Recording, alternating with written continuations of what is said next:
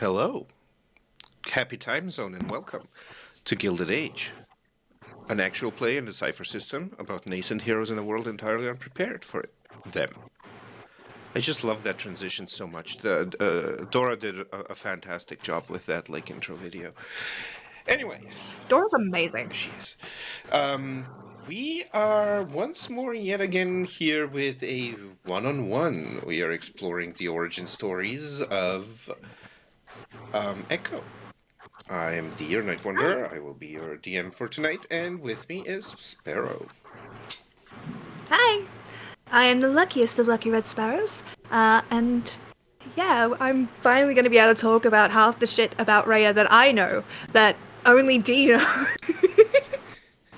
Because obviously she existed before the amnesia, so it'll be fun to kind of reveal that bit, I guess. Explore a little bit of a Definitely nervous character though. behind the character. Exactly. Yeah, I've never really done one-on-one D&D session, well, TTRPG sessions in general, so this will be interesting. Yeah. Also, I am dying that the last thing in our chat is that fucking picture. Oh yeah, that's. Like, it's up on my screen Yeah. because I have three monitors. Oh, yeah, It's yeah. right there. It's right there. Staring at you, staring into your soul. Little bit. Exactly. Yes. I would like to preemptively apologize to all of the Irish people as I try to do the Irish accent today. May become southern, not my intention. And I apologize to everyone for any accent ever created under the good grace of God. So, let us start our story. Unlike most of the heroes that we started our stories with, this one starts inside, in a well-lit, very nicely appointed room somewhere on the top of a luxurious building that most people dream of having their offices in. Huge floor-to-ceiling windows cover one entire front of the office, and sunlight streams in, lighting a beautiful desk with very minimal arrangements on it. There is a letter opener, there is a little tray with unopened letters in it, there is a small docking station for a laptop, which is currently open and running, some sliding through various profiles of people that seem to have been made for one purpose or another. There is off to the side a cabinet of drinks that aren't labeled because they are in crystal decanters with just the amber or clear colors as the only things to delineate whether it is maybe a whiskey or a vodka or a gin. One doesn't exactly know unless one is the proprietor. Off to the other side, there is a set of luxurious furnishings, armchairs and sofas with a small coffee table in the middle, which currently are all unoccupied. Standing at the entrance doors to this room are two men in sleek, tailored black suits, black ties, black shirts, everything's completely black. They stand at attention. Their faces impassive. They are here to observe, to seek danger, to protect, and not to hear anything or see anything that doesn't pertain their task. Sat at the desk is a middle-aged man, lounging, looking at something on his phone, and across from the desk is, well, why don't you describe who stood at the other side of the desk? Sorry, just hit my mic. Standing across from this individual is a relatively nondescript woman. She's pretty, but not in a noticeable way. Like, she's not one of those exotic beauties that like you see and you're like, damn, and you remember them. She's pretty, but not Yeah. She's got long red hair that is currently tied up in a ponytail behind her head, that kind of just like cascades over her shoulders. And in contrast to this very like formal kind of thing, she's dressed in a simple pantsuit. A bit of grey, white shirt, very much professional but not remarkable. And she's wearing perhaps the only thing that delineates this from the norm is instead of, you know, the normal like pump high heels or whatever, are black boots. Almost reminiscent of like combat boots, but like far less obviously. Do I have my dogs with me, or Oh are yeah, they not absolutely. here? They are with you. Yeah, I love my dogs. Sitting either side of her then are, well, one black hound and one white hound. They're quite large. They almost reach up to like her waist. And in contrast to how normal dogs are kind of like wagging tails, very happy to be here, they are very still and just like her, very, very no movement is wasted kind of thing. She doesn't fidget, she doesn't turn, and neither do the dogs. They're both just sitting and watching this man. She kind of crosses, she's got her arms crossed and she's just watching. 3 perfect statues of coiled, deadly danger ready to explode. He stops perusing whatever he needs on his phone. He has finally found it. He places the phone on the desk and kind of like turns it so that you can see what is on it. And there is on it a list of different kind of names.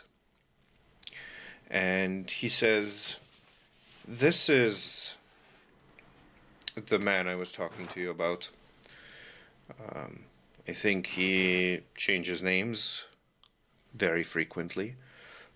But if we are correct, his actual name will be Rembrandt Stone, I believe.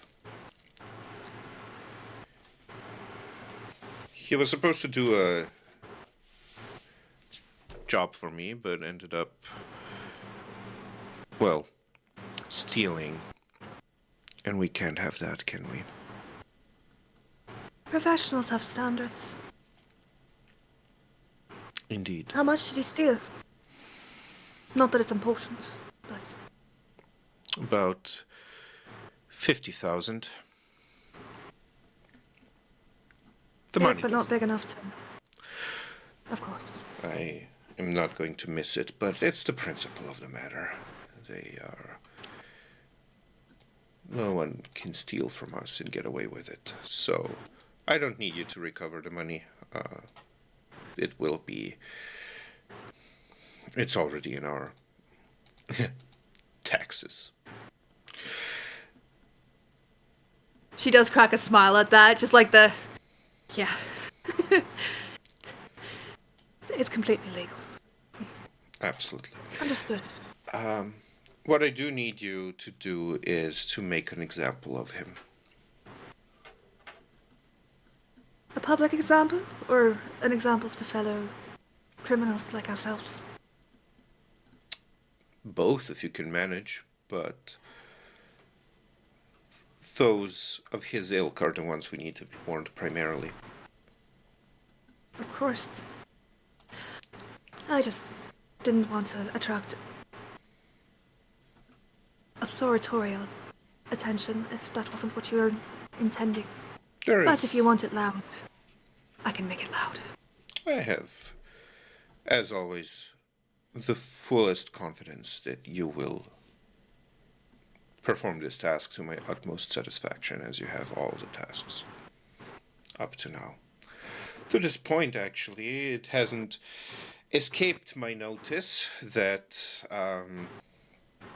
Well, there has been an anniversary in your life recently, and he kind of like moves down and opens a drawer at his desk and pulls out this very nice wooden box, and he reaches it over the desk and he says, "Just a little token of my appreciation of your outstanding work so far for this organization." Obliging. Like she blinks a little bit, and that's the first time like actual emotion is shown. And she reaches forward, carefully opens the box, knowing it's not going to be explosive if he's here. Like I know it's not going to be an explosion because it's too close to him. But yeah, very gently. She's not going to pick the box up. Just very gently opens it. Yep. Let me just quickly double check on something. She opens the box, and as you do, like you said, like it's a very nice wooden box. Like it is very carved, and obviously, like the box itself is also kind of, in a way, a part of the present in that it has been custom made, and on top of the box is a very finely engraved lettering which just says ROM, and as you do look at the box, let me just there we go. Yeah. As you open up the box, you see kind of like positioned in such a way as to make like a perfect rectangle these two beautiful tools of your of your line of work. They are custom made. They are engraved with the same lettering, ROM, and what do they look like? So these are twin pistols, correct? Correct. I love this. Yes. Okay. Sorry, I'm such a child. So they are long, thin pistols with red crystals kind of towards the end of them. Mostly for ornamentation, but also as a backup if she ever really needs money, she can take them. They're not like obscene length. They're about a little bit longer than a revolver, in lengthwise. Hang on. Yeah, so one of them is that, and I think I had a rifle as well. But I don't remember if I have that or not. Doesn't matter. Twin pistols. Twin pistols. Yeah, so they'd probably be about the length of a rifle. Not a rifle. Six pistol. Yeah. You know what I mean. Yeah. Revolver. I'm having a day, guys. And as soon as Rhea sees them, she's just like, there's that little bit of childish excitement. Because up until now, she's mostly just been using Glocks as normal. And she very gently picks them up, careful not to point them at him, obviously, and just like tests the weight of them. They're gorgeous. They are perfectly balanced, and even as soon as you pick them up, you realize that the grips have also been made, basically molded to your hands. These things fit like a glove. They are an extension of your body as soon as you pick them up. Measurements have been made. Marvelous work. And A little bit concerning, but yeah. This is marvelous work. Thank you. I didn't expect anything like this. I appreciate the work you have done for this organization. The box has a double. It has a double compartment. I will seek out the double compartment.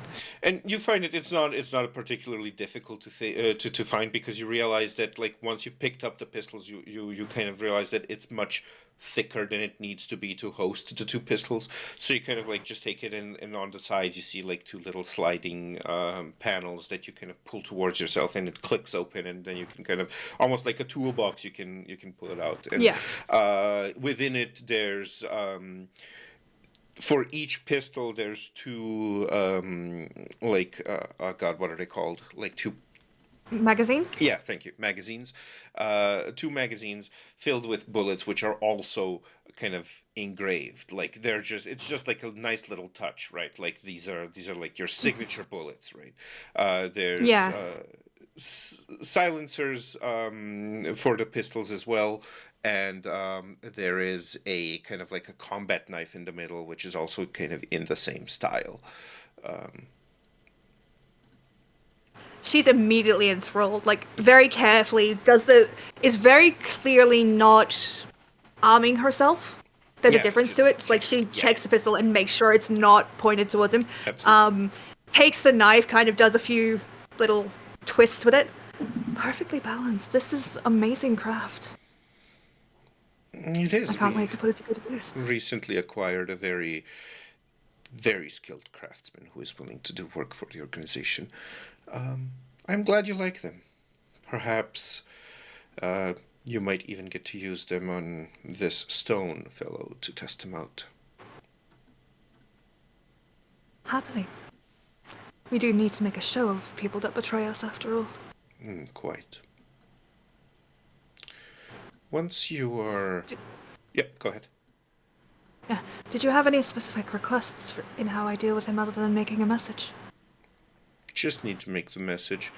It would please me to know that he was aware and afraid of his upcoming death, but it is not necessary. It is just a, well, little bonus for my own sensibilities. And he kind of like cracks a little smile. She nods. That, like, little curl to the side of her lip. Understood. I will say that she does place the guns into holsters, Yeah. like, and returns the Glocks and the previous combat knife, gently placing them on the thing. Yeah. And just tests the weight of them. I feel like the dogs are still perfectly still Oh, as yeah. she does this. Oh. I'll see it done. Now, I imagine that the dogs have been so exquisitely trained that just like a small hand motion is enough for commands. So I assume that when Rhea walked into the room, she like did a little hand motion that meant for the dogs that they need to sit and stay, and or like stand and stay, whichever. And they haven't moved since. Like these are extremely well trained dogs. These are an extension of your incredible professionality when it comes to what you do. And so they are equally still. They don't move. Although they do follow you with their eyes wherever you move and however you go.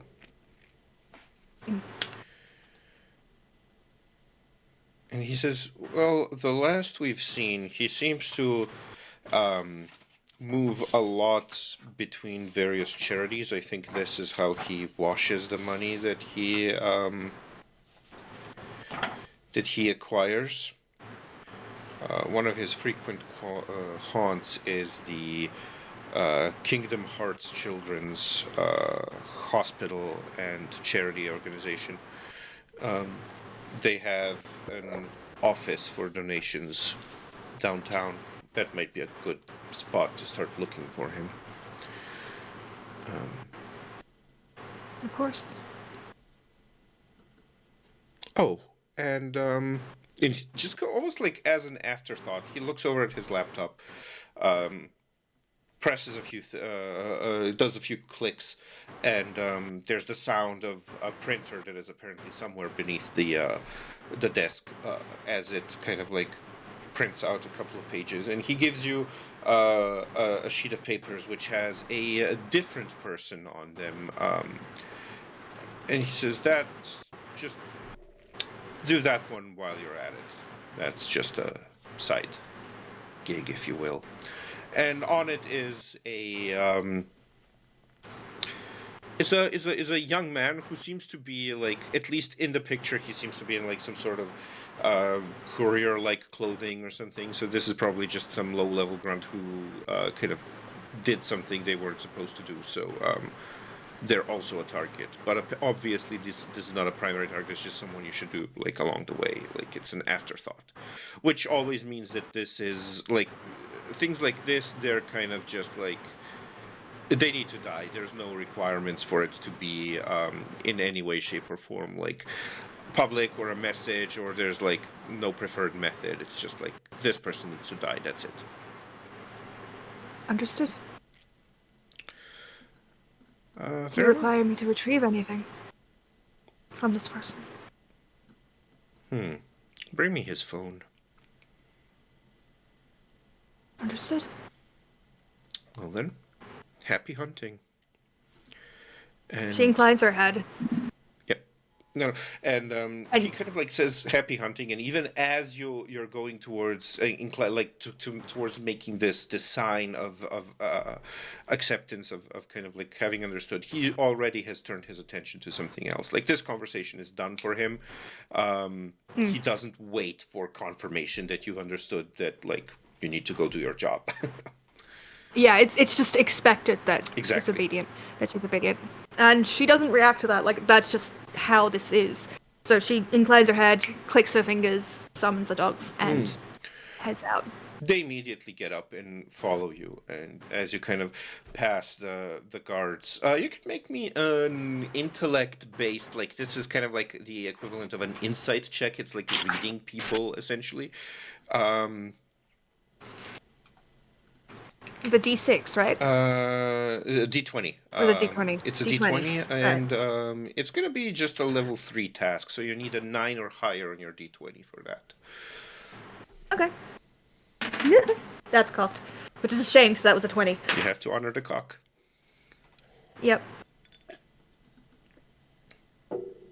It's, 17, fuck it's you. Dimension 20. It's not me. It's Dimension 20.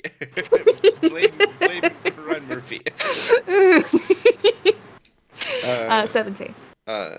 17. Okay, yeah, that's great. Yeah, so you kind of like pass, and as you're passing these guards, you realize that like they are very good at what they do. They are very good at like not seeing things, but they're not nearly as professional as you are. Like they're not at that level. Well, I shouldn't say they're not professional. They are professionals, but they are not at the fine-tuned level of your capability of like standing still and not having any emotion show or anything. So as you pass them, you do kind of see like this little bit, like it's just a glance, right? It's just like a split second of one of them kind of dropping his guard for a moment to just kind of like have this surreptitious glance towards you as you pass them, that tells you that at least one of them is definitely very kind of perhaps jealous is a word that we might use. Like there is definitely a bit of an emotion there that's happening, but also at the same time, like even in both of them, you notice an increased rigidity and stiffness of posture as you pass them, because they are aware of just how dangerous an individual you are, especially when you have your dogs with you. She catches the glance, like the way he looks at her, raises an eyebrow, but doesn't really... To be honest, they're not important to her. Like, she clocks them as threats because they're trained. She clocks them as threats because they're close to her. Yeah. But she doesn't give a shit how they feel about her. Yeah. They're just... kind of... I think at this point in her life, Rhea doesn't really see people anymore. She sees shades. And how colourful those shades are how much of a threat they become to her. Yeah. So for her, a lot of these people are just grey. Yep. Like, Everything is an assessment. she's just... Yeah. So she doesn't really react emotionally because there's no emotion there. She just... It would be like getting angry at the sun. There's just... Yeah. It exists. Yeah. Although I will admit, like, I'm pretty sure her dogs read emotion better than she does. So if, like, there's even, like, a hint of, like, disrespect, there's, like, a sniff from like, Yeah, Bear, just like, fuck you. Just like these two absolute fucking killing machines that do not react, do not move when not commanded to while they're on duty, and there's just like this little sniff, just like this, as it passes the guard. I just like the idea that it makes them flinch because the dog just suddenly looks over. And, like, I think the only thing in the world that Rhea cares about at all is her dogs. Yeah. other than like her loyalty to this organization. Any emotional connection she has is to these dogs. Yep. So, like, if those people lay a hand on those dogs, they're dead. Yeah, they're dead. Absolutely. Like, but she's very calm as she leaves. Keeps the dogs with her. And as you leave, you go into this like sort of a little bit. This person has very much tailored the style of this entire floor of the building towards certain purposes, right? So once you leave this main office, there is a little bit of a hallway as you walk down it towards the other end, and there's guards posted at each of the four corners of this hallway. But there's nothing else other than that, which means that obviously this was created with the intention of making almost like a sort of an effect of a pilgrimage, right? Like you're on a path that leads towards the big office when you're entering and away from the big office when you're leaving. And while for maybe some members of the organization this is definitely actually to be seen as a pilgrimage, like it's a great honor to be summoned to that office, for many more people it is almost a point of dread to have to walk down that hallway towards what is most frequently actually an execution of sorts, at least in oh god, my like there's so much German trying to leave my like brain at this moment. Is a sort of like just maybe it's just announced, because there's very rarely an opportunity or a situation in which blood is actually spilled within the office or within this building, but sometimes it happens. It's where the order for death is given. Exactly, it's where like the if you sentencing go happens. there, you may walk out, but you won't be leaving the building. Exactly. Kind of thing. Yeah. And beyond that is like a little bit of a waiting room with very luxurious furnishings, like leather couches, leather armchairs, stuff like that. And there are a couple of people sat there, very nervous. Like two of them are probably like at this point dehydrated just from the cold sweat that has been running down their brows. And one is sat and trying to seem nonchalant, but definitely also has a significant amount of anxiety to their posture. Like they're constantly flicking through a magazine, probably a little bit faster than they should. And beyond that is a reception desk where there's this wonderful like old lady, just like a perfect image of like a grandmotherly figure, and as you kind of like pass her, she smiles up at you and like pushes like a little bowl of sweets towards you, even though you probably never took any unless she truly insisted, but she always offers, and she always has like a smile and everything. Like this woman is essentially the sweetest old granny of an assassin organization ever to have existed. Then she won't take a sweet, but she would definitely stop, because this is, again, like, much as the head of the organization is, if this person is important to her, it's very much she would give them the respect. Yeah. I think if she has treats for her dogs, Oh yeah, she would take the treats for the dogs. oh yeah, definitely. Because, like, I think everybody in the organization knows, like, if you fuck with those dogs, like, Oh, yeah. this whole place is burning down. Oh, yeah. So it's gotten to the point where she would trust this woman. I assume that they're at that level where she would trust this woman to give treats to her dog. I mean, you've probably like you've known this woman since like she was. What is, by the way, what is Rhea's age approximately? Approximately about 26. 26, yeah.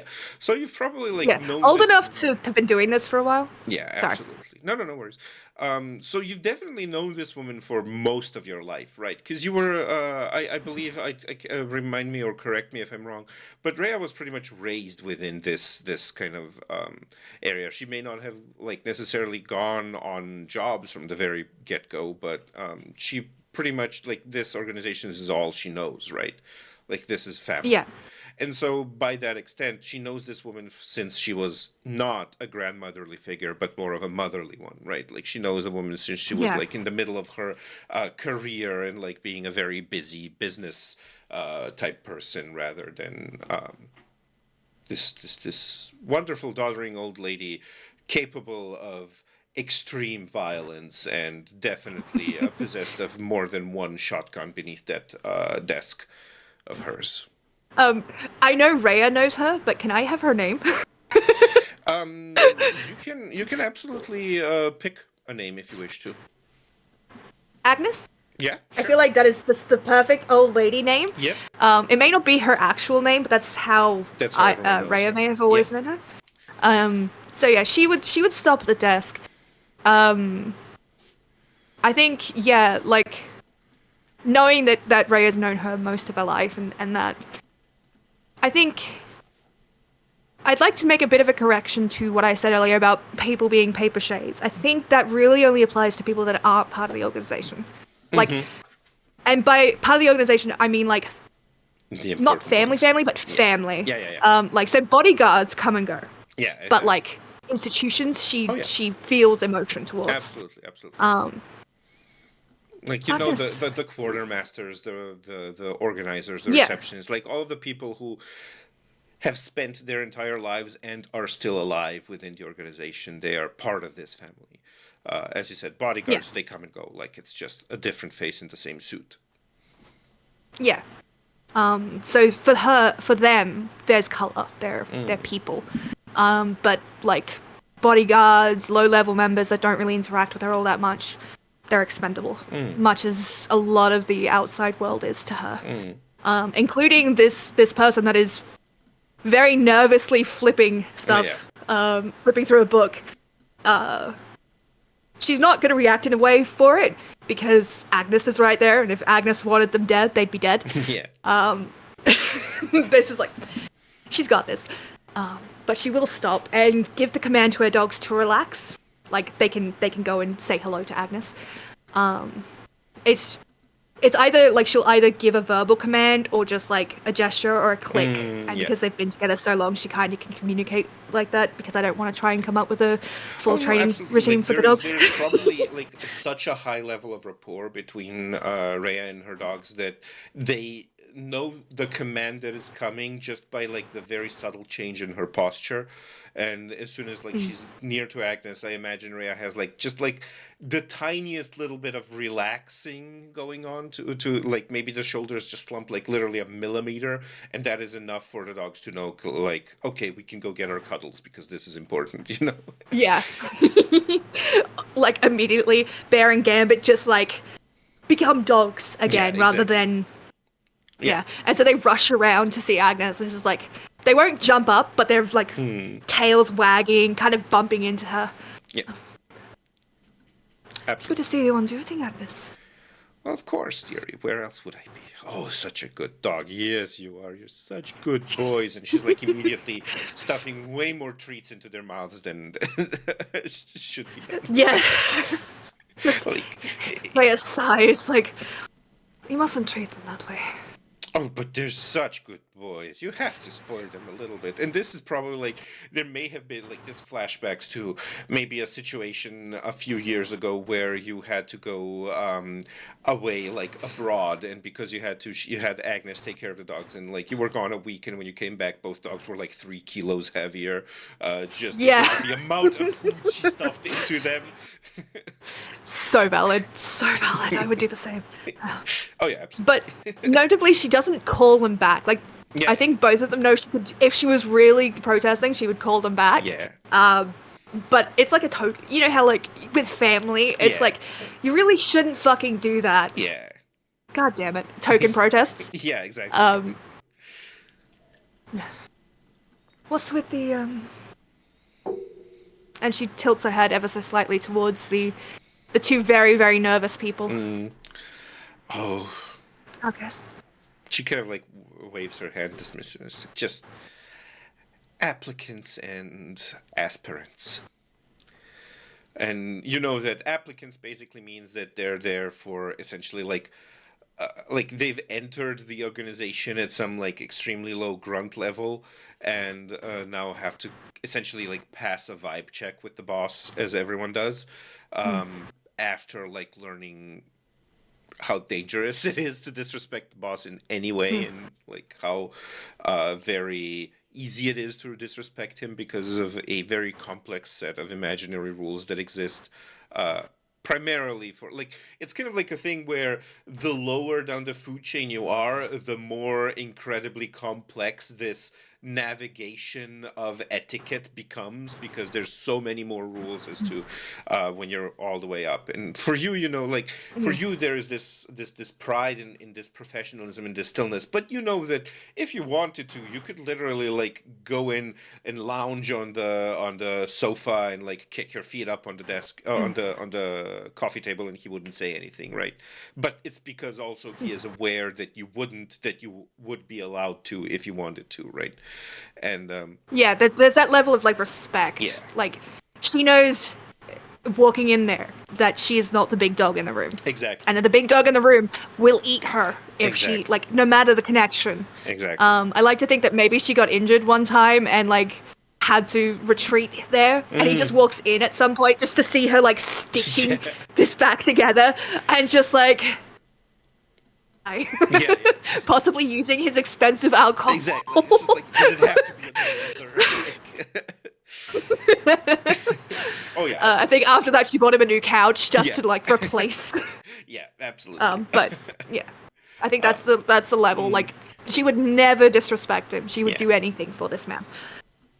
But in return, she knows that that is the safest place in the city for her, exactly, which is that room. exactly. So And to be clear, like that room is definitely the safest place in the city for her, but it is not a safe place. Like there, it's still very oh much gotcha. a lot of danger there. It's just like danger that you are very used to navigating, combined with a lot of protection that comes with it. And when Agnes says applicants, that's what she means, like people who have entered the organization. And when she says aspirants, she means people who are seeking to make a deal, right? Because this is primarily an organization that does like, there's a lot of stuff that gets done, but money, as always, is kind of like the center point of this. And as such, there's always people who are here asking for loans or support or some sort of, like, we're not talking, this is not a like a professional assassination organization. This is not a thing of like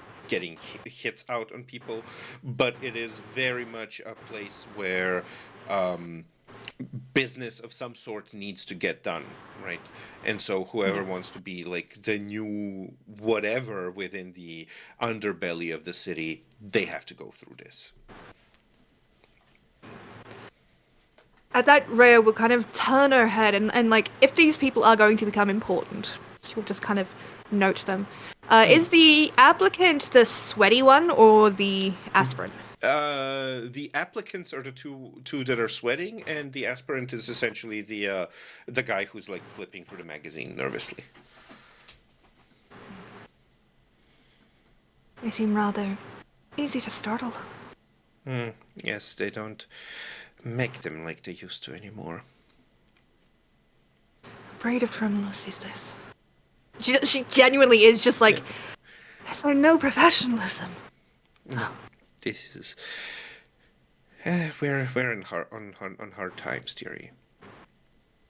Take a cookie with you.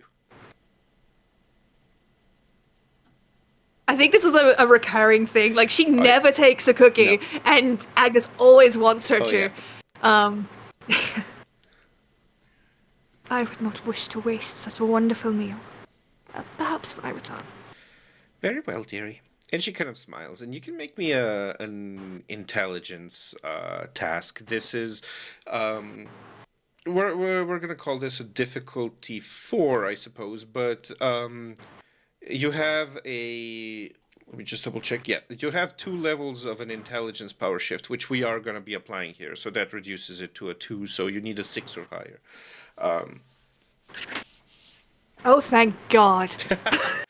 Was it 7. 7? Okay, there we go. 7. And like this is a thing. Like she gives you like, there's a little bit of a smile in her eyes as you go through this, and like you're fully aware that the cookies that she has offered you are perfectly safe cookies, right? But Yeah, there's no point in poisoning her. exactly. But Agnes has definitely made herself a name with meals. Yeah, and like, I think think part of it, and feel free to correct me, I think part of it is respect of that Rhea doesn't take the food. Oh, It's yeah. not that she's afraid that she's poisoned her, it's that she's acknowledging her as a threat. Exactly. Yeah, absolutely. Oh. Fully on. Because it is, like, we don't need, without mincing any words, Rhea is perhaps not the most, Socially adept? Yeah, exactly. Like not necessarily the most emotionally and socially well adapted individual within like normal no. society, but this is her bread and butter. So there's always this kind of like acknowledging someone as a threat is a sign of like love and respect. Like you're actually saying like I Yeah. care enough about you to know that you can kill me and like to be prepared to kill you. Like that's Yeah. essentially like what others when others say like I love you. Yeah. For Rhea, that's like there is no higher compliment than to treat somebody that she knows like a threat, because in her life, that's what people are, either threats or they're dead. Exactly. So, And so you leave everything this, else is just grey. building at this point, and you get out on the street, and you have a direction, you have a location to go to, and as you look at it, you see that this side little side task that you were given. Essentially is along the way. Like this young man works as a courier for a service that is kind of like in between the building and the charity office that you were told about. Brilliant. I would also like to point out that Rhea has a motorcycle. Yeah. And that it does have. I just love the fact that it has a little sidecar big enough for both of her dogs to get into. And the only reason I bring it up is because it's something that she has at the start of the adventure. Yeah. So it's like Yeah, absolutely. my brain just does that. Sorry. No, it has to be there. And I assume someone has brought it up, and she does her usual like kind of glance over it to make sure that it's not suddenly got a new edition. It doesn't have any trackers. The kind of stuff that she always does. Yeah. Is now kind of a habit. And she gestures to her dogs. Time to go hunting, boys. Come on. And you And get we'll like, these swing up. excited woofs from each of them, and Yeah, and they swing up, and yeah, it's like exactly. she will give them pats once they're in the motorcycle. Like that's the one bit of like decorum that she'll drop, and it's like she gives them good scritches. Yeah. Make sure they. Funnily enough, she will make sure they have helmets. Oh yeah, like she's little doggy helmets. She doesn't give a shit. No. I just love the idea. Like she takes so much care with these dogs. She cares so much about them, and she's just like, I'll be fine. Yeah. It's all good. I'll be fine. But yeah, I will definitely make my way towards this side task of hers. Yeah. May as well get it done on the way. Efficiency is Exactly. key. And it takes a little while for you, like, well, a little while. Like, you immediately get to the courier service, and basically you stake it out for a moment, and you kind of wait. And soon enough, this young man kind of like gets a task, and he goes in, hops onto his bicycle, and like starts off. And you kind of like follow him from a certain distance. How would you like? He's gonna go. You don't know what his address is, so you don't know where he's headed to, but he's definitely going to be weaving through, as many of these couriers, they kind of like dodge traffic by weaving through less known like streets and alleyways and stuff like that. So there's a lot of opportunities where he would essentially be like alone in a place. So tell me what this looks like. How does describe to me this successful hunt? Okay. So Rhea knows this city like the back of her hand. It's something that she's had to learn because she has to avoid police and avoid angry gang members until she could fight them. So when he starts to take routes that she recognizes, she gets ahead of him and deploys her dogs to basically, because they are so well trained, they can pull people off of motorcycles or bikes without being afraid of being hit by them. Mm-hmm. So she would deploy her dogs and basically let him see them first. Normally, if she was just going to kill somebody, she would just shoot them. just get it over with. But because she needs to grab something from him, he gets a little bit of theatrics. And so she kind of, I'm going to say that she manages to guide him down into like one of those back alleys that doesn't have another exit. Steps off her bike. I require your phone. Sorry? Your phone. What? Lady, I don't know who you are. This is like, I'm just doing my job, lady. Just, and he like tries to kind of like move around, like he's trying to move on, but can't. And like there's that growl as her dogs, you know how like in like the clips, like they just suddenly step around the corner. Yeah, both her dogs do that. And Rhea is completely unconcerned. We can do this the easy way or the hard way. Your phone. Now. Okay. Just like don't. Okay, fine. Just don't hurt me, okay? I'm just a courier, lady. And he kind of like fishes out his phone and hands it over. As soon as she has it, she's going to draw the pistol from under her belt and shoot him. Just straight. Because she didn't want to damage the phone if he fell. So like as soon as she gets the phone in her hands and like confirms that it is his phone, just not even looking at him, straight up. Yep. Right between the eyes. And holster it. Yeah. It's going to make sure that he doesn't have anything on him that Yeah. she needs, like in case she had a second phone or something. But she very much doesn't give a shit about this person. She doesn't care that he was begging. She doesn't care that he was alive. She has what she needed. Yeah.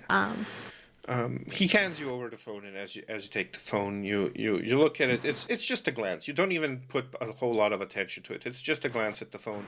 You stash it away. You turn around. Your hand automatically just goes out and shoots. There is this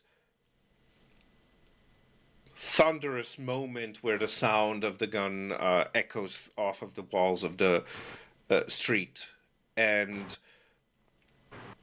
a life is such a transient and, in a way, cheap thing to Rhea. It doesn't mean much. He was alive one moment, he had all of this potential, all of this future ahead of him, and instead he now lies dead in an alley. All of that extinguished, all of it gone. And it's almost like, perhaps, to a certain level, it is like you have consumed his future. Perhaps there's a little bit of this idea that by extinguishing these lives before their time, if there is such a thing as an ordained time for a life to end, that you take on a part of that potential and extend your own existence by that amount. Yeah. I think, weirdly enough, she would actually pay more respect to the dead body than the person that he was. Like, she will kindly, like, obviously wearing gloves, like, close the eyes, almost arrange, like, the hands, just then. Because he didn't matter in life, but now he's dead.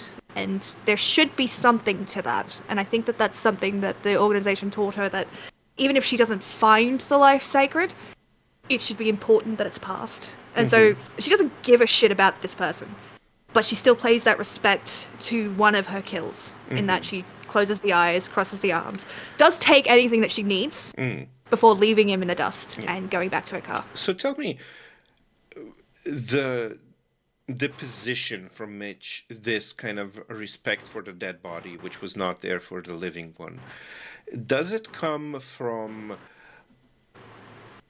how do I say this? Does it come from a position of seeing the dead body as a justification of her own existence, as in it is her task to create these things, and as such, in some perhaps twisted way, it is almost like a piece of art that she has created whenever she has created a dead body? Or does it come from a position of some part of Rhea desperately seeking meaning in a life that has been rendered so ridiculously meaningless by the severity of her profession. I would think it's meaning. She's seeking meaning. Like, again, people aren't real to Rhea. Like, they're real. She knows they exist, but she doesn't care about them. And in killing him, there was no. She didn't hate him. She didn't think he deserved to die. He's just another number on the list that she has to take out. And it's weirdly enough that after he's dead, that she realizes he was a person. Mm. You know what I mean? Like, Yeah. that he had a life and she took Yeah. it. And while it won't stop her, like she'll do this every time. It won't stop her from killing again, but it is a moment of reflection that she kind of takes as a, I did this. I need to remember that I did this. Yeah. Because if I don't, then nothing matters. Yeah. Kind of thing. Absolutely. It's why she'll also try and kill quickly rather than Torture or like, prolong. because she could have had, she could have had her dogs tear out his throat. Oh, yeah. Like, that was an option. She could have made it long and painful, and instead he didn't even really get the fear that he was going to die.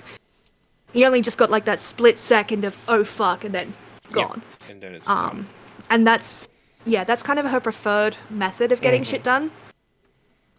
Like she'll torture if she has to. She'll make a message because that's what you do. But if it's down to her, she kills quickly. Yeah. And we move on from here as Rhea goes on to her primary task. You stake out the charity, and soon enough, truly, Rembrandt does make an appearance. Man with, I mean, he's not bad looking. There is a charm to him. There is a very suave, charming way to his movements. There is a fluidity there. But for someone as trained in these things as Rhea is, while it may not necessarily all of it be just for show, there is definitely an awareness of how charming he can be that he has weaponized. What Rhea does with the sheer physicality of taking a life, he does with this hypnotic charm that he has, with this absolute Confidence. And confidence, exactly. And he enters, he does some business in there, and he leaves the place. And as you kind of... I'm sorry, that cut out for me. Oh, sorry. He enters the charity, he does some business, and then he leaves the place, and you kind of follow him. And he takes like some detours and stuff, and goes through alleys and streets. And at some point, you kind of like, as you're following him, you realize that he seems to have made you, or perhaps not necessarily you, but he has this sense of being followed. It is something that definitely has changed the way he moves through the city. And as you kind of keep following him, he still hasn't, like, maybe he turns around a couple of times and he still doesn't see you. You're very good at disappearing when there is need to disappear, and this is possibly also the reason why why you're not clothed in like such austere black suit, right? Because that Black stands out. Exactly, It black looks stands out. suspicious. Exactly. She looks very much like another worker drone just out on the street, and that's very much her cover. She doesn't exist as a person until she has to, kind of thing. Yeah. She's just an NPC, if that makes sense. Yeah, That's the way she kind of thinks of the world. Yeah. You definitely have like this way of positioning yourself in a way that makes you just one of those faces in the crowd, just like an invisible silhouette that nobody notices. And he doesn't. He does notice that someone is following him, but he does not notice who or how. And as you kind of like follow him, there's a moment where he kind of stops and looks around. And that is a moment where you realize that you also seem to be being followed. But this one much more... just a second, I need to double check on something. Okay, take your time. Yeah. I've been throwing enough chaos into this. It's all good. Um, Also, I'm sorry to the audience if my camera shakes, because it's currently mounted on top of my monitor, and that's very precariously balanced. So every time I oh hit this well. desk Oh yeah. or move, it shakes the camera, and I'm really sorry. Right, I got it. Um, so yeah, as you kind of like, there's this weird moment where you feel all of a sudden yourself like in the middle of two individuals, right? And as you do, you kind of like look and you see that Rembrandt has kind of stopped, and while and you immediately kind of like disappear once more into the surroundings. But as you do, you realize that he has stopped, but he is not looking for you, or rather, he is not looking for who is following him. He's looking up at the sky.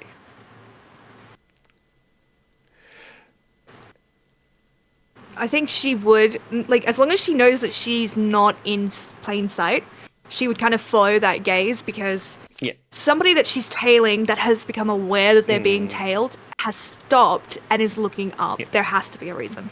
And So, as you look up, for a moment you see snow.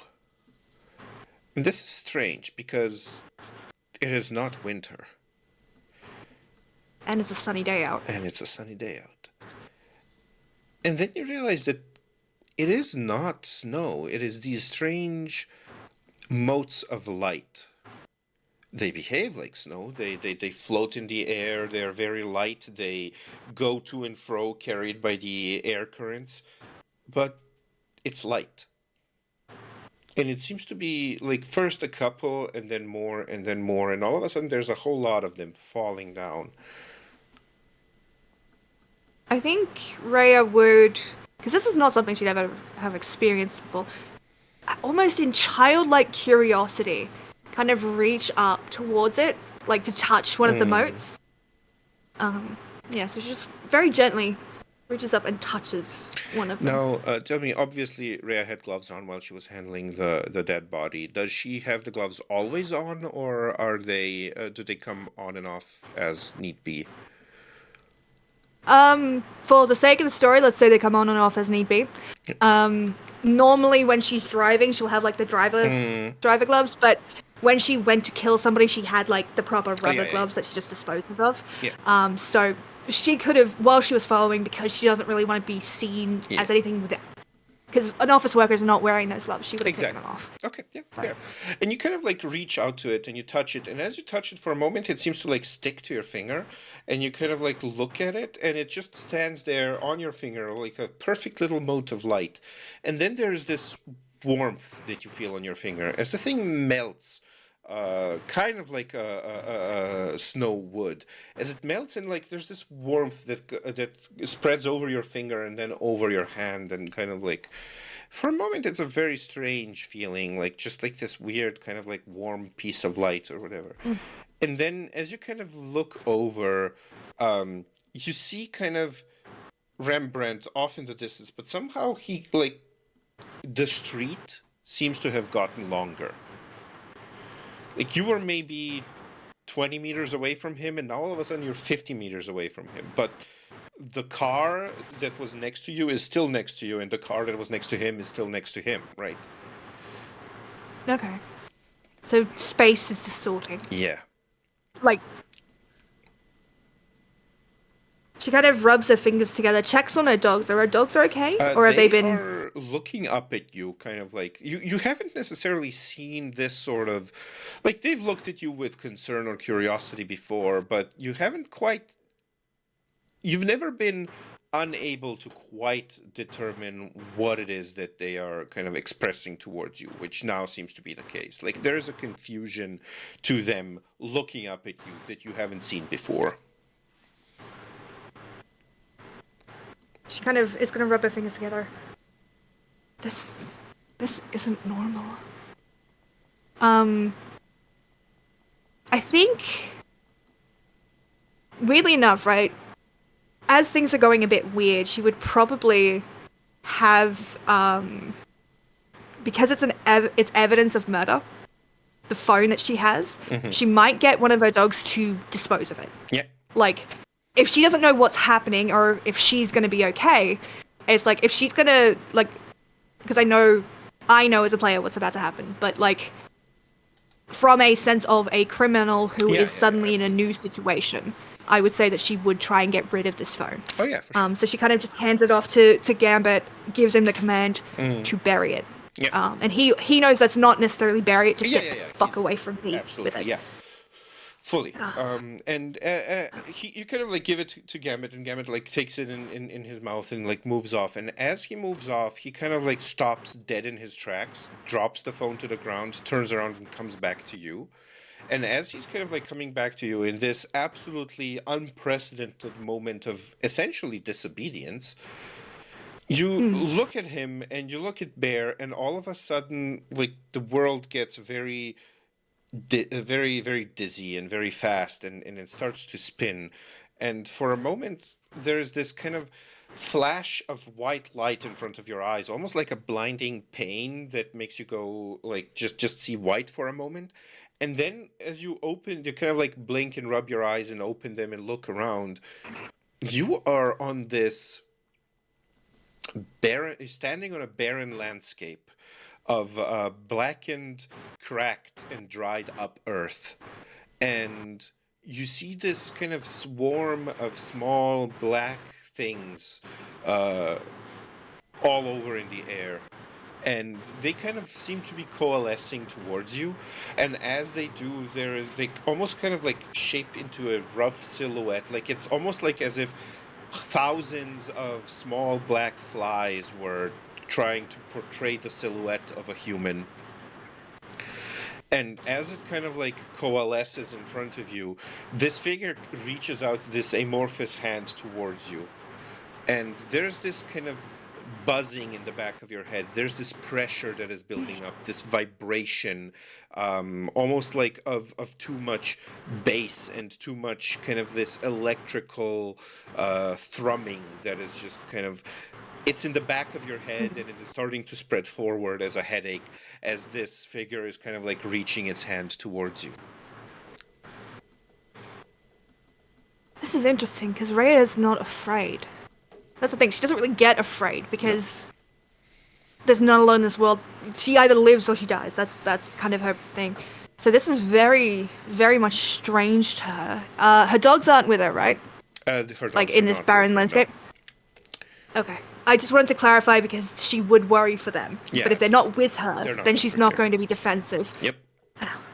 I think what she'll do, despite the fact that this is hurting, this seems to be something important.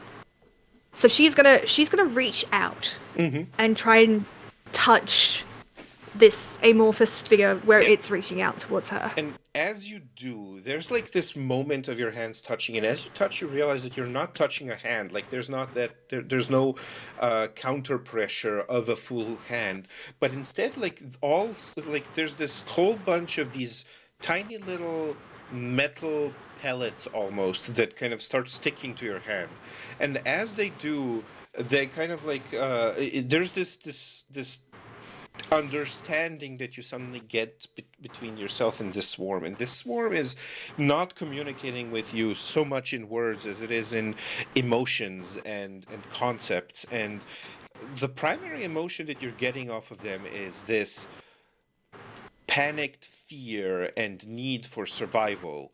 And they're kind of like extending this feeling towards you, and you almost get like this idea of, is this swarm, this creature, this whatever this is, asking for help?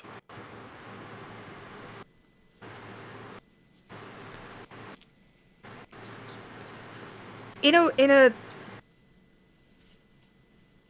Rhea isn't someone that would necessarily turn away helping somebody. It's not something that occurs to her naturally. But I think having felt these emotions, because it's not something she normally feels, but the desperation of this thing, I feel like it would be like acid on her tongue. Like she would, like that bitterness of fear that she doesn't really experience herself. It would make her feel empathetic, and so instead of retracting her hand as they kind of thing, she will push forward as if to accept. Like, I'll help you. As you kind of thing. communicate this kind of acceptance of this plea for help, this figure almost seems like it splits open and like this swarm starts going around you and it kind of envelops you in this cylindrical shape as it starts spinning, and as it does spin slowly it starts condensing until it's just like this tremendous swarm of black shapes going around your head, and they keep going faster and faster and faster, and as they do, like that thrumming, that pain in your head starts to increase, and like there's this buzzing that starts happening. There's this high pitched moment of tinnitus and this background buzzing of a connected like subwoofer that is emitting this like vibration out, and as it does there's these flashes of images that start appearing before your head, this flash of something happening that you can't quite even put, like you're as if you're observing a scene that you can't really understand what's going on. There's like this person who is doing something and there's these millions of people who are dying, and there's it's just an absolute massacre.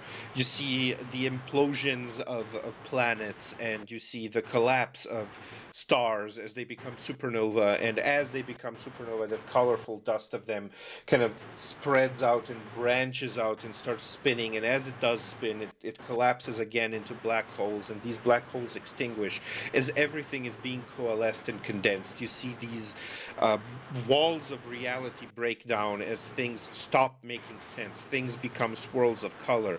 Things become something that Rhea is actually familiar with, because people are just colors to her. Gray people are not dangerous. Colors people are dangerous. As well, that was phrasing, but Yeah, yeah. colorful People people with with colorful features. auras are dangerous. Wow, holy fuck that. We're gonna get cancelled. Yeah.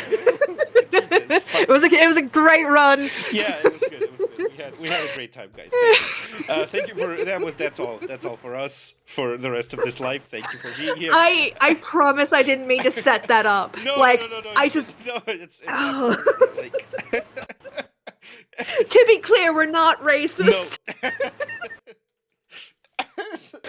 Oh fuck, man. Foot, mouth. Sorry No.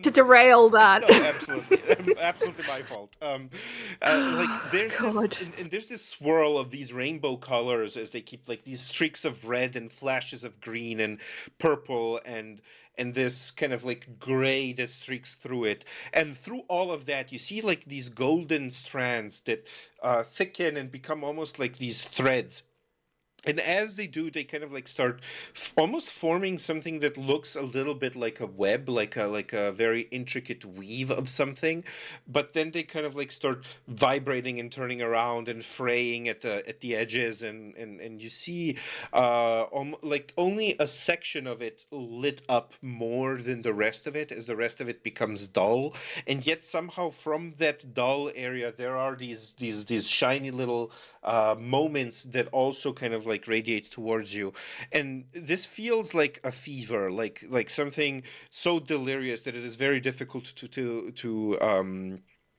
pay attention to, and you kind of like you see in front of you the face of your boss. You see in front of you Agnes's face, and both of them kind of superimpose over each other and then disappear. They fray, they tear apart.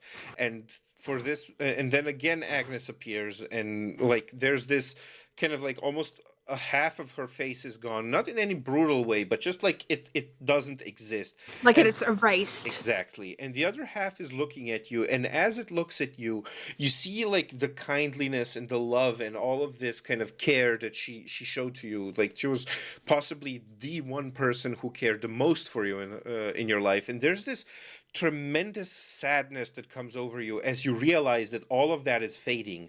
You no longer know who this is. All of the colors that were there to her, all of the individual little bits of and pieces of her personality and of the little traits and the relief of her face smooth out and blend out, and you see gray. And as you see this gray, you realize that there is also the grayness of your boss. And you see in front of you at some point these three things. You see in front of you your boss and Agnes and all of this strange familial feeling that they represent. And you see on the other side, on the left hand side, you see this kind of existential dread of having to live life and a jealousy of the dead, that they don't have to go through life. They don't have to deal with emotions. They don't have to do all of this difficult stuff. And how you are the one who is dealing death to others. How you are essentially giving them what perhaps not necessarily you crave, but you crave the simplicity that is implied behind the cessation of existence. And to the right, you see Gambit and Bear. And from these three kind of groups, these paths extend and go towards you. And you feel this urgency of choosing a path, knowing full well that whatever you choose, the rest disappears. I think for the first time she feels fear, because very little matters to her outside of this. Like, the things that matter are right here in front of her, and knowing that she's going to lose them is not a fear that she's necessarily had to deal with before. But I think it's always been an easy choice for what she would choose to keep. Not because she doesn't, in her own way, love the organization and her family, or understand the temptation of this existential dread to be simple to understand, finally. But her dogs are the only ones that have ever loved her without condition, that have never asked anything of her. And I like to think that in the early days of her training, when she was young and when she didn't understand and when she had emotions, she would cling to them because they were the ones that understood. And that's why she loves them. So she would pick them. She chooses the thread that Bear and Gambit are on because they have always been loyal. They have always been there. And as much as she doesn't want to lose anything else, she will pick them to stay with. Yeah. And as you do, there is this strange, unprecedented warmth that spreads across your chest. And for a moment, there is possibly even a spike of that fear as you kind of think, shit, have you been stabbed? Have you been shot? Is this blood pooling across your chest to this warmth? And you kind of look down and there's nothing there. It is perfectly clear. The warmth is coming from within, apparently. And as you kind of like pick that thread, that path, and it kind of shortens and the dogs come towards you. As they do, there's this buzzing again that increases, this high-pitched whining as you for a moment blink back to that barren landscape that you only see through little holes in the spaces between these individuals of this swarm, as they seem to have come to a point where they are spinning so quickly around your head and generating this sort of electromagnetic field that seems to be erasing your memories, erasing your personality. They are making space for what is to come there. For them. Can I say something to them? Absolutely. For the first time, and perhaps the only time in her life, she will beg them, keep my dogs safe. Whatever happens to me, whatever I become after this, please, they have to be safe. Please. And, like, she has, like, tears in her eyes because she gets the sense that whoever she becomes after this, she's not going to be able to help that person or help her dogs at all. But they're the only thing in the world that matters to her. And so if she has to give up everything, fine. But repay them for the loyalty, look after them, protect them. And that's what she begs of this swarm. Mm-hmm. please. There is a pulse. There is a change in that pitch, in that whir. That is only short-lived, only a little bit of a boom. And this pulse you interpret as acquiescence. And then, still not certain of it, you interpret it as that, but maybe that's just hope. Maybe you're just hoping that is what it is. Because it might as well have been a laugh or a derisive scoff as the world fades to black. And there is a time for which you float in this void of blackness. You perceive yourself as an entity while not necessarily feeling your body or your surroundings, but there's just like this tremendous, endless blackness, this darkness that is everywhere. And as you kind of like feel more than think about this, you realize that this endless nothingness is what you have consigned all of those people to, perhaps. They may go somewhere else, but maybe this is what is waiting for you at the end.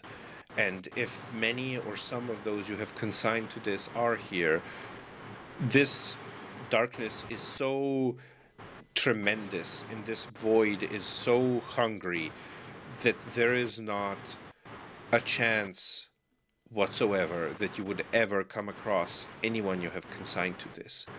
This is such an encompassing, dark and cold and ravenous nothing that nothing can exist here in any way, shape, or form. And the only reason why you exist here is because so much of you has now, within the space of perhaps minutes, perhaps seconds, disappeared. And your awareness of this space is only granted you by the lack of awareness of yourself, because there is no self left to be aware of. And there's this wetness of these tears that you cried that is on your cheek. And for a moment you don't know why you cried or what crying even is. But there is this kind of wetness on both of your cheeks. And as you kind of touch and look and kind of you have the impression of touching your cheek, but you don't have a hand to look at or to touch or to feel with. You don't have a mind to think or interpret with. And like that wetness kind of like increases and then increases again and then increases again until it becomes like this steady almost rhythm of almost like reverse crying, as it seems like the tears are running up your cheeks instead of down them. And slowly this blackness starts to fade back into color and back into light as the edges of the void kind of like fray out with light as it generates and comes in. And as it does, you realize that there are two dog's tongues licking at your cheeks as you open up your eyes to a sky. There's some crowns of trees above you as you realize that you are on a field of grass in a park with these two dogs licking at your face. Easy, easy. And she just is very gently. Oh, you're beautiful. Just gonna scratch them. And as you scratch them, like as you reach up and scratch, and as soon as you touch the back of this dog's head, Gambit. And then as soon as you touch the back of the other dog's head, Bear. And you don't, like... You know them. You know their names. You know that they are yours. You know that they love you and that you love them. But you don't know anything beyond that. What happened? I don't understand. She's looking around. It's really interesting because this body has never really experienced huge emotional spikes. But right now she's scared. She doesn't know where she is. She doesn't know who she is. Do you know what happened, boys? And she kind of scratches their ears. Do you know where we are? And much in somehow they communicate. It is very strange because you realize that you know intimately the way that they behave. You can interpret a lot from their behavior, a lot more than most people would be able to, and you kind of look at them, and they seem to be perhaps not necessarily as confused as you are, but only marginally less confused, but significantly more worried about you. Sorry for the scare, my loves. I think we need to get somewhere safe.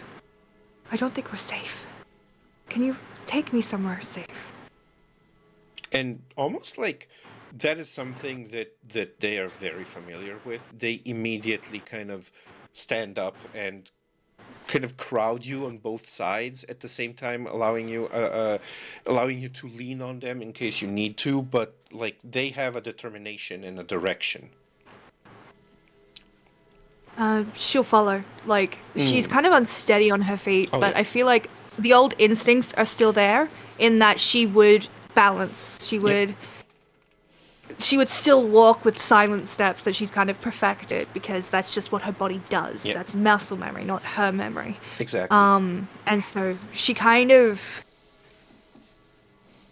she doesn't really notice that she does this, but I feel like the dogs will notice that she's still the same Yeah. in that movement.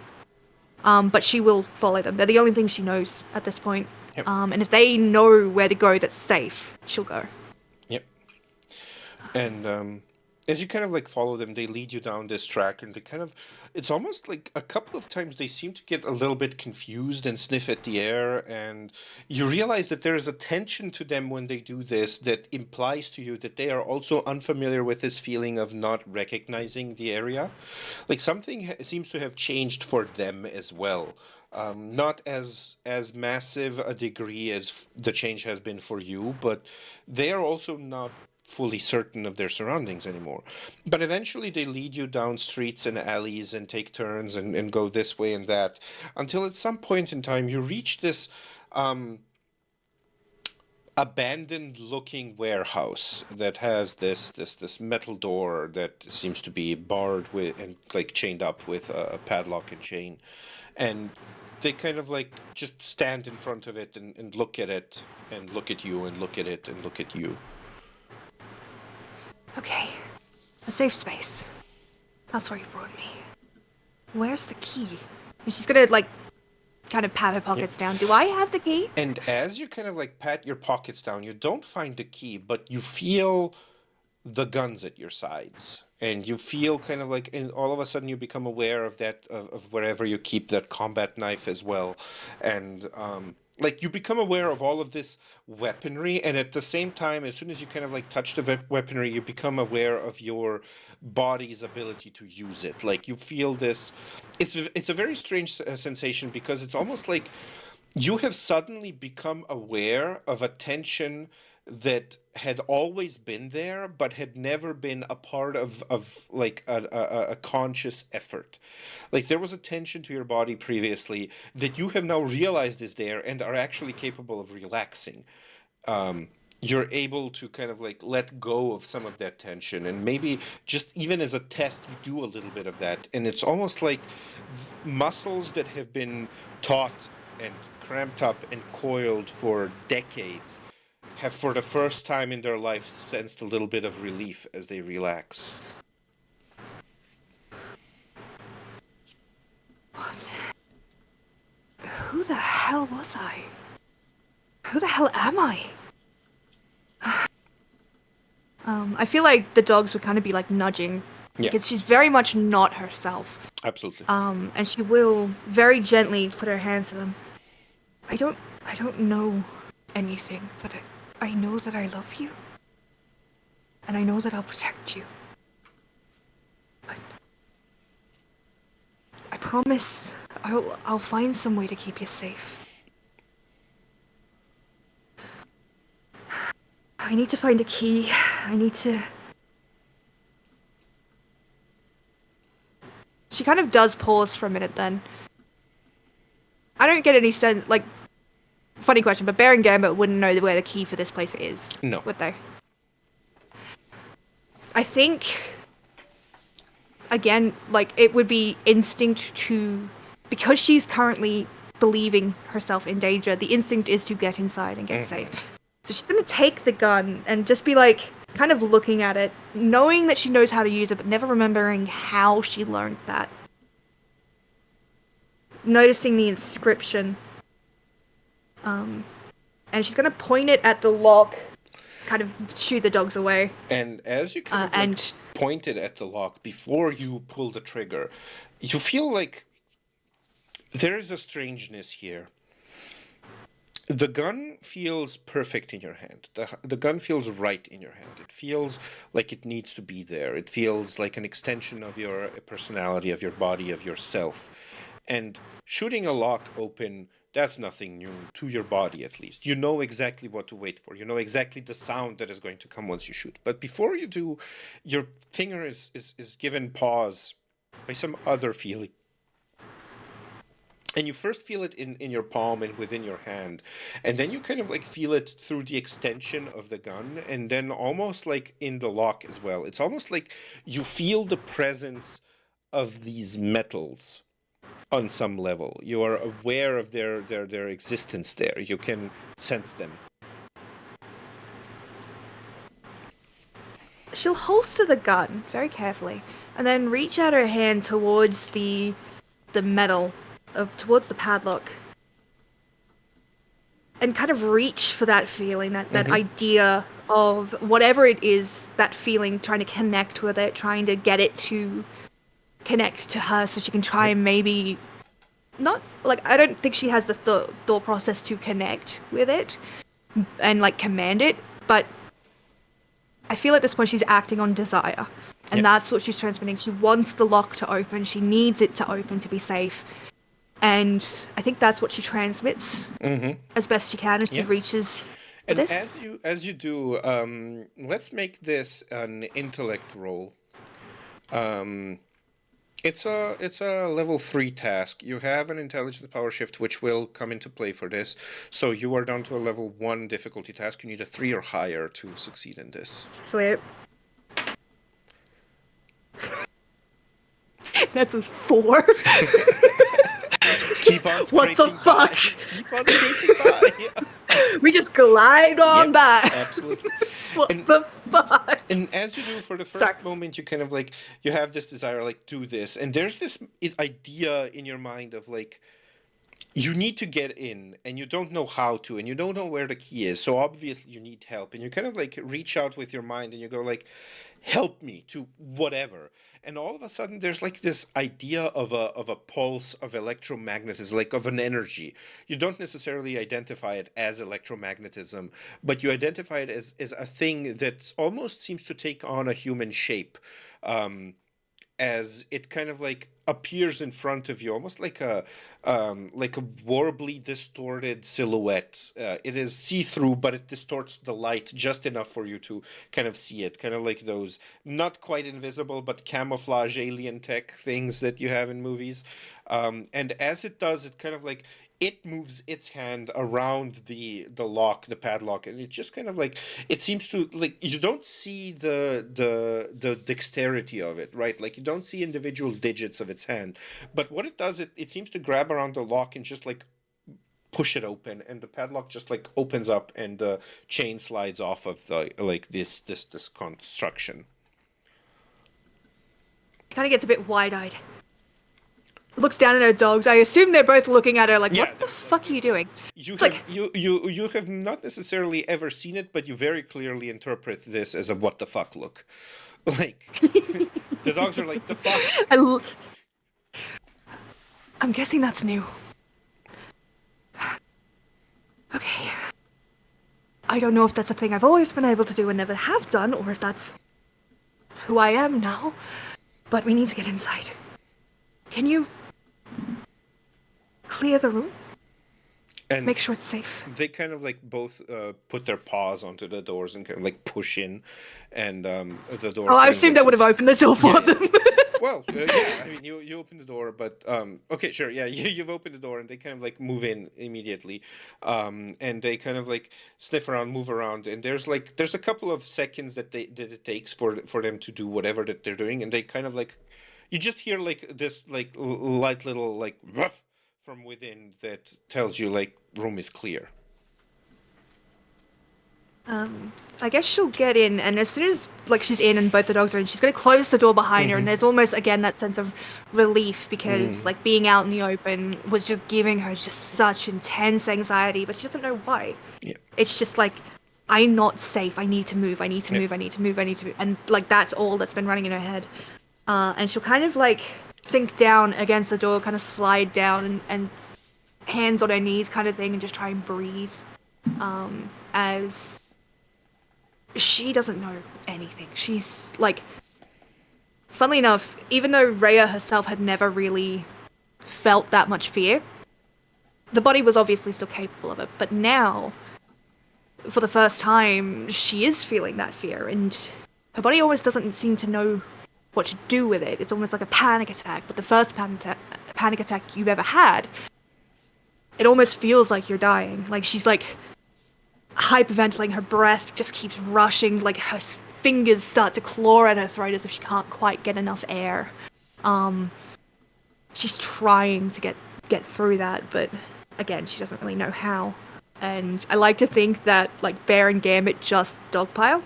Absolutely. Because that's actually an anxiety technique. But they just kind of dogpile on her, and she'll kind of hug into them. Yeah, she's got no fucking idea what to do. She only knows that she isn't safe. And that these two dogs are the only things in the world that she can trust right now. Yeah. And there time passes, and this warehouse is it like once you've closed the door, darkness settles in on this warehouse. Nothing in even remotely as close as to that absolute void as you've experienced, but there is a darkness in this warehouse, and you just kind of like let time pass as the feeling of these warm bodies kind of like lends you some comfort. And after a time, you kind of manage to calm down. You manage to get to a point where you're like, okay, I can't stay like this forever. Like things have to happen. I have to start like figuring things out.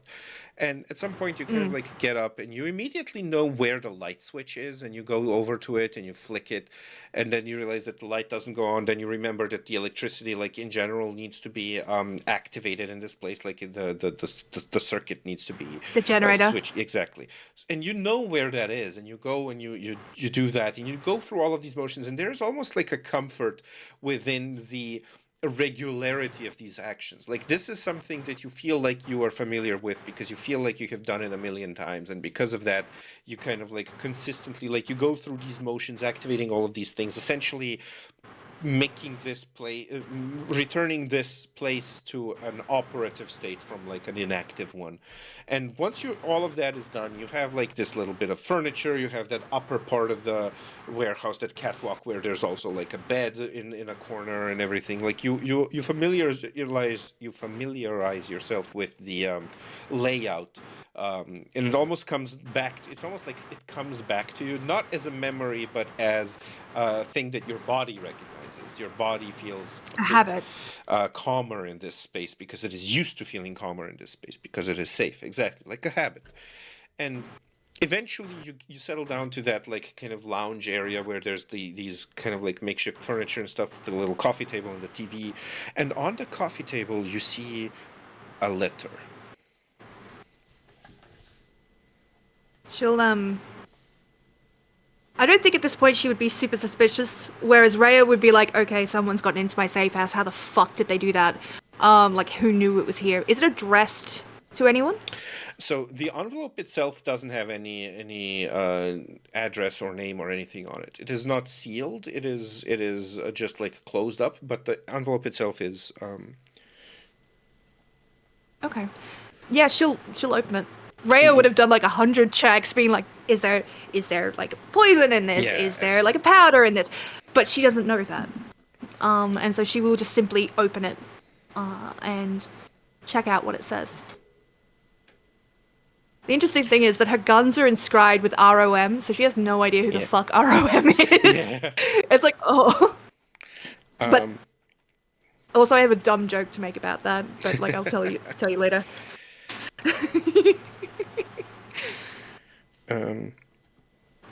Yeah, and as you kind of like start reading, you realize, and this letter is in like you kind of like read it, and you kind of, it's a language, like you have so far you have talked to the dogs and everything, and you have talked in English, and you recognize the language is English, and as you're reading this letter, you realize that it is not English.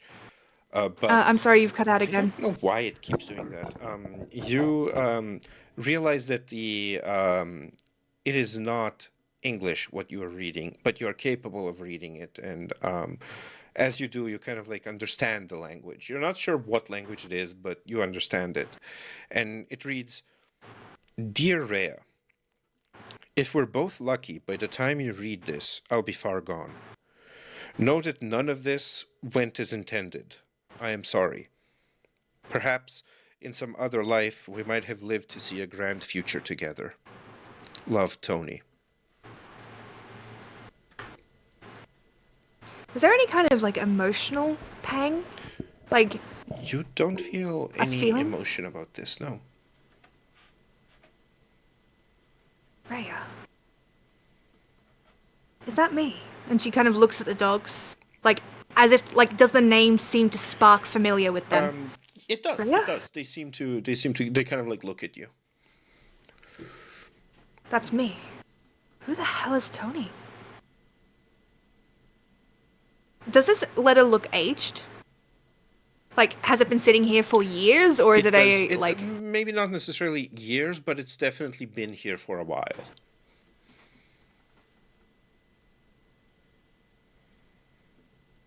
Kind of rude of you not to tell a person in person. Was I someone that was scary to you? No, but a grand future. What? Okay, so I'm Rhea. And maybe I loved Tony? Did I know Tony?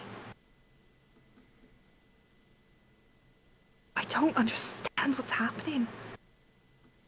Why? Like, and again, just like clenches the fist, kind of breathes. Can't freak out. We know more than we knew before, which is that my name is Rhea. And okay, I can work with that. If my name's Rhea, and these guns feel familiar to me, then that must mean that they're mine, which means the inscription must refer to my last name, or my second and last name. So I know I'm Rhea. I know I'm Rhea. But I don't know who Rhea is. And I don't... What am I gonna do? Are there services for this kind of thing? No, that's a bad idea. Weakness gets you killed. But why do I know that? And she's just like, she's kind of having like this little bit of a spiral, trying not to panic. But if anyone were watching, they would very clearly see that she is in great distress. As much as... Does she remember the Black Void? Or does she just remember waking up? She does remember the Void. And a sense of falling apart kind of thing. Yeah. Well, not the falling. The falling apart came before that. Like, she remembers becoming aware within a nothingness. And being nothing. And then the whole process being of waking something. up. Yeah. Yeah. Okay. I guess the first thing to do, to figure out where that void was. Like, I want to keep asking the dogs questions, but they can't answer her. I mean, they provide you with as many answers as they can, which is not many. Yeah. Yeah. And I also feel bad, like monologuing, because all she's doing right now is just like, I'm fucking screwed. Yeah. Also, I love that this we're at the warehouse, which is clearly a safe house for Rhea. Which means there's gonna be a stash of weapons here. Oh yeah. There's gonna be a stash of weapons, stash of money, supplies to last, I would say, a week at least. Probably. Like non-perishable food. Yeah. But apart from that, I also imagine she has like a shit ton of like fake identity documents. Probably, like that you could just drop in, pick up and go. So like, weirdly enough, she has everything she needs to start a life. Yeah. Except the idea of what a life is. Exactly, yeah. Also, if this is the warehouse that the team comes into, have any of them found her weapon stash? No, I don't think they would have by now. That's brilliant. I just really like the idea of like them just like her being like, oh, we need ammunition, cool, and just like opening this thing that they've all just ignored, and it's just filled with fucking guns and like every weapon you could need. Oh yeah. Well, every weapon she would be trained in. Okay. At some point, she's gonna have to go back for her bike. But I think she wouldn't do that until she'd rested and then gotten up again.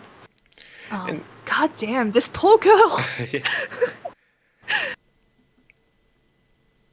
I'm not too sure where to go next with this, because she doesn't have a plan. Yeah, that's fine. That's because she doesn't. And she kind of like, for a moment, there's probably a time where she kind of like just stands still within this kind of like perfect void of personality, trying to figure out who she is, trying to figure out what is going on. And as she does, there's like this ping, this feeling, this kind of like pull towards essentially like that lounge area and towards like the TV for some reason. And you kind of like go over and you turn on the TV and you like start skipping through the channels, and like there's all sorts of stuff going on and everything, and then all of a sudden you stop for a moment and there's like this there's these news happening that are talking about like some sort of charity event and everything, and they're talking about something or another, and there's like all of these kind of like videos of the charity event happening, and like all of these people being panned over, and for a moment there's like this flash of a person, and you recognize this person. You kind of like look at the person, you see like this black-haired young man with this certain charm to him, and kind of like this name flashes in your mind of Rembrandt Stone, and you know this name, you know this person. This is familiar. This is the one thing that is familiar to you. Okay. I must have... Sorry. I'm just like, is he the new Tony? Sorry. I'm fine. I'm so fine. No, she would also, I would feel like, as soon as she recognizes that familiarity, like, I know you, there's that immediate desperation. I need to find you. Yeah. I need to find you and figure out what the fuck is going on.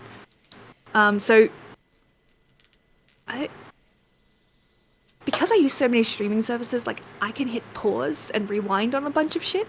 Is there a way I can pause and, like, see this face? Oh, yeah. Awesome. I'm just like, a normal TV really doesn't do that, but also, like, I really need to stop and have a look at this face. Like TiVo or Venmo, or not Venmo, but TiVo or whatever it's called. Like. So she's going to try and study the face as best she can, kind of get as much detail about this face. And he's going to look at the dogs. Do you know this man? Have you seen him before? And we've been following him all day, so they'd have his scent, right? Yeah, definitely. And yeah, they kind of like, they wag their tails. There's a recognition of the face, at least. Okay. So we find him. I don't know who he is, other than the name. But we find him, and we understand. Can we do that now? Are you both up to do... Have you been fed? Which is like there's that immediate worry about them. Have you been fed? You and don't water. know. How? And the worst part is, animals will take the opportunity to eat anytime they can. Every single time, yes. So she's gonna over fucking feed them today. Yeah, no, she will she will go and find some food Yeah, first, get absolutely. them hydrated. More than enough supplies for the dogs. I Absolutely. love I love that that is my major concern. Yeah. Like, but to be fair, that is the one thing she That asked is the one in thing, her last yes. moments, that the dogs would be okay. Absolutely. So she takes the time to look after them first, kind of like make sure that they're not hurt. Does that kind of like not necessarily a full groom, but like a did they get hurt while I was out? Do they need Yeah. medical attention? Have they eaten? Do they have enough And they thing? seem to be And once perfectly I've done fine that, and perfectly hungry. And I think this is a point where we are going to go in a little bit of a montage.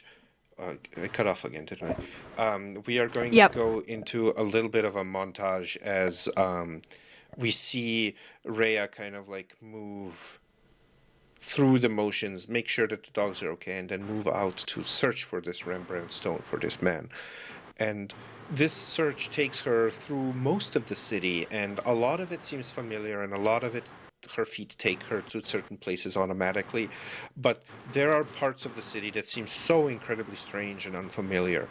And as she kind of like follows this, and as the dogs kind of like they pick up the scent, they move this way, they move that way, but ultimately this search is unsuccessful because the dogs lose the scent completely, and this scent seems to disappear. And this happens over days. Perhaps a week passes, and there is no hope of her finding this Rembrandt stone. She never sees this face. She never sees this young man. She never. The dogs never pick up his scent. It doesn't exist. But over time, Rhea meets some new people.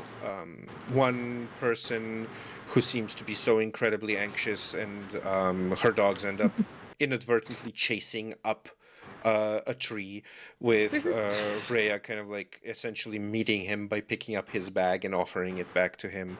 A discussion behind a nightclub about a man getting very worked up about how come Rhea doesn't know if she likes vanilla ice cream or not. Um, a very chatty young girl who, for a moment, looks like she knows her, and there's this wave of relief through Rhea as she realizes this girl knows her, only to realize that no, this girl doesn't know her. This girl just followed her for some reason. And she meets all of these people, and perhaps um, as time passes, she might yet get to see and meet and learn about Rembrandt Stone or Tony. And I think that is going to be a good spot for us to stop this one. Holy shit! I have words for you that I will tell you after stream, but like they're all good words. Don't worry, they're all good. You just don't like it when I compliment you on streams. This is true. Well, let's do ourselves a quick Holy little shit! outro. Sparrow, who are you? Where can we find you, and what do you do? I am the luckiest of lucky red sparrows. I'm a Final Fantasy streamer on the quest for 100%. I'm also a dungeon master, occasionally a professional one. I was running Tapes for Tales, but that has gone on an indefinite hiatus as my players have had various personal issues, which I will not get into because they deserve their privacy and, like, it's rude. But you can find me here on Twitch anytime on Lucky Red Sparrow's channel. You can also find me on Instagram, TikTok, Blue Sky. I am technically on Twitter, but I don't use it because Elon Musk is a dick. Sorry if this gets us demonetized. We endorse this message. I do. Sweet. Yes. But yeah, I don't know when this will be aired, but I'm usually live Thursdays and Fridays. Thursdays for Marvel Rival, where I get my butt kicked in many delicious ways, but it's always a lot of fun, and my chat bullies me. And then Fridays where I play Final Fantasy, trying to 100% an MMO, so that was a rambly thing, I'm sorry. It's perfectly fine. And what about you, Dee? Where we can find you? I am and have been and possibly for the foreseeable future will continue to be D or Night Wanderer. That's Wanderer with an O. You can find me here on Twitch streaming 3 times a week. I stream 2 evening streams, European Central Time, around 9 p.m. CET. The 2 streams that we are doing on the weekdays at the moment are Neverwinter Nights Enhanced Edition, the Kingmaker module, and Star Wars Jedi Fallen Order. And on Sundays at 11 a.m. CET, we do currently Vampire the Masquerade Bloodlines, the golden oldie, the really good game, with the unofficial patch, which means that there's like a whole bunch of extra stuff and everything. Other than that, And it actually works. And it actually works, yeah. Other than that, you can find some of my stuff on itch.io/nightwanderer, that's Wanderer with an O, where I have made a cute little system a simple little system called 123d6, which is meant to allow you to jump into gaming as soon as you just get the rules, because they're very simple. You can edit it to any kind of theme or setting you want. Other than that, I do a lot of online stuff. You can find me on Would Be Heroes. You can find me on Bacon Flavored Pods. You can occasionally find me on Sparrow's stream, playing Weird Guys. Well, they are. I played a Glug. Memorable. I played... I have something to send you later. Never mind. Go on. I played the Grunk and I played a Shifter. So there you go. But yeah, you can find me all over the place doing all sorts of stuff. Huge TTRPG geek, always doing TTRPG stuff, gaming on my streams, stuff like that. Go check it out. Or don't. I'm not your mother. That is going to be... I'm not. Hold on. No, I've just got my headphones. That is going to be all for us. Thank you very much for being here. Enjoy. Be kind to yourselves and to others. And we will be seeing you live or unlive sometime soon. Which absolutely will Hell yeah. be. Bye.